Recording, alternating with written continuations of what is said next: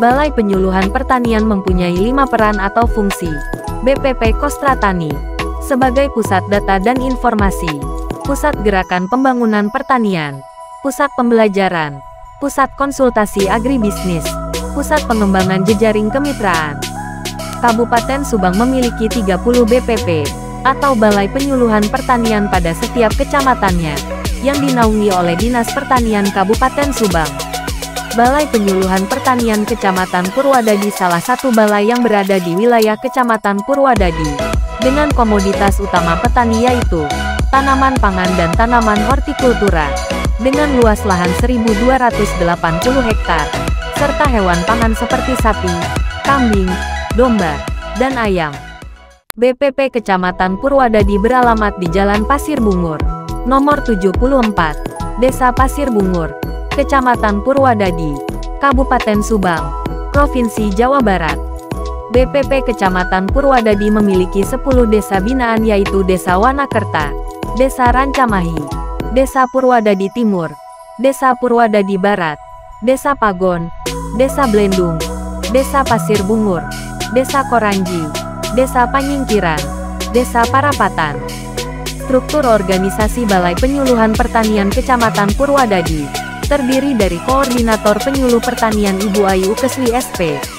Penyuluh Pertanian berjumlah 6 orang yaitu Ibu Mila Yulisa SP, Ibu Jeng Supriyanti, AMD, Bapak Riki Riswanto, Bapak Udin Syarifuddin, AMD, Bapak Toto Suharto, AMD, Bapak Muhammad Firdaus, AMD, dan berkoordinasi dengan petugas pengendali organisme pengganggu tanaman Bapak Hidayat, serta UPTD Pengelolaan Pertanian Kecamatan Purwadadi, Bapak Andri Yudhistira, STP selaku Kepala UPTD dan Kepala Sub, bagian Bapak Agus.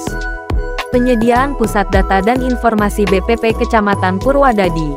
Pertama, data administratif, data perencanaan, programa, data kepegawaian, data produk hukum, data aset Kostra Tani, data rekomendasi perizinan usaha pertanian, data hasil penelitian pengkajian, dan data informasi harga pasar.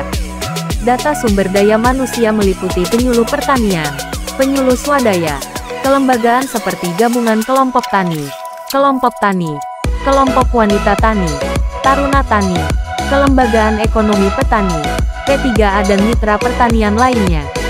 Kedua, data teknis pertanian dan data lingkungan meliputi data luas baku lahan, populasi, produksi, dan produktivitas komoditas pertanian, data volume, nilai, dan harga hasil pertanian, data prasarana dan sarana pertanian, data luas tambah tanam, data luas panen, data alat mesin pertanian prapanen dan pasca panen, pengolahan hasil dan pemasaran produk per komoditas, data organisme pengganggu tanaman, data penyakit hewan, data pusuk gagal panen, dan data iklim.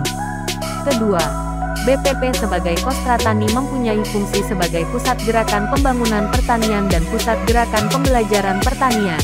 Salah satu tugasnya adalah melaksanakan pelatihan dengan kelompok tani binaan seperti inovasi baru tentang alat pertanian, jarak tanam, pembuatan pestisida nabati maupun pupuk organik ramah lingkungan, pembentukan kelembagaan atau kelompok tani baru, kunjungan lapang, supervisi, kerjasama dengan balai pelatihan untuk peningkatan pengetahuan petani, kegiatan pemberdayaan lahan pekarangan agar dapat dimanfaatkan untuk menanam sayuran maupun tanaman obat keluarga. Selanjutnya, BPP sebagai pusat konsultasi agribisnis menyediakan pelayanan jasa konsultasi agribisnis dan manajemen usaha tani untuk melayani kebutuhan pengetahuan dan wawasan petani, poktan dan binaan lainnya dalam pengembangan usaha agribisnis.